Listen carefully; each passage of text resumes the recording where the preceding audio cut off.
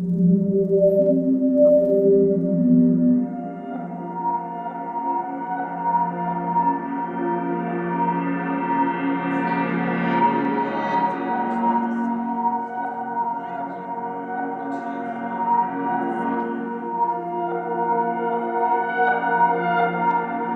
years I had Macbeth in mind as a play to do. I used to watch anime with my stepkids. I watched Dragon Ball Z a lot, and then we watched some other stuff after that. But Dragon Ball Z always stuck to me, and I thought that it would be a fascinating world to set a Macbeth in, because in Dragon Ball Z there's a lot of standing still and talking, and in Macbeth, well, not lots of Shakespeare, there's a lot of standing still and talking. And so I thought combining that with maybe some of the conventions of anime, like the frozen, exaggerated poses and that kind of over-the-top acting.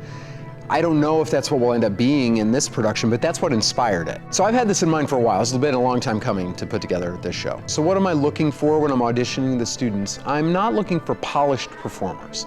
I'm looking for people that have a creative spirit, that make bold choices, that may not be right. I don't even care if they're right. So I'm not looking for them to come in knowing how to do it or understand it. I'm just looking for creativity. And then I'm looking to put together a cast that represents a lot of different views and a lot of different types. I'm trying to reflect the student bodies we have on both Rutgers and NJIT's campuses. I'm just looking for people that are committed and ready to take risks. And I see the talents that are available, and then I kind of bend into their talents. Right, to my students' talents, because that's where the richness is. That's where I get, I throw my ideas in there, and then I see what the students do, and we come up with something completely different than I was anticipating. The main themes that I've been working with on this is the idea of what causes a good person to go bad, right? And so, because he's a hero, he is loyal to his king.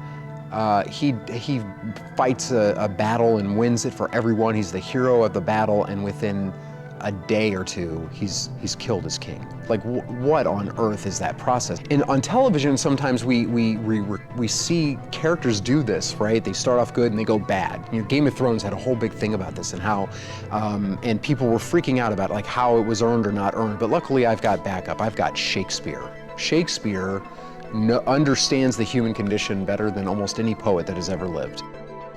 Well, if I had to connect it to now, which I do, one of the things I see is that people in power just want to hang on to power, and they're terrified of letting go.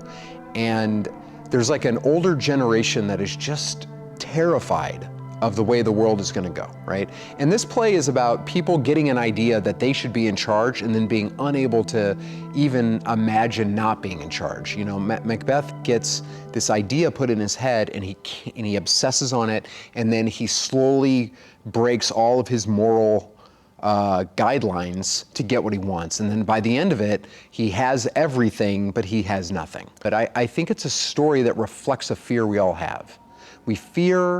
We're fearful of people hanging on to power well past their expiration date, and we're also fearful of people that will compromise at the first chance they get. And I think we just see too many examples of it.